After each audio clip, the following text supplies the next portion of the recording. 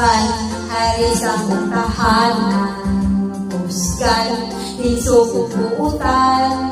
Siya ang mabinangaw ng asawa, dili yun pwedeng ilisan. Hasban, anak sa ibig sa labakan, anak sa ibig puro baba. Sila akong mga pinangga diha sa bukid sa Umakang. Si Hasban, ipinanganak na likas na buutan. Si anak naman, ipinanganak na liwag sa inahan. Kaya silang dalawa ay dito tanga. Sila mga buutan, umas sa ligay, liwag sa papaong itsura.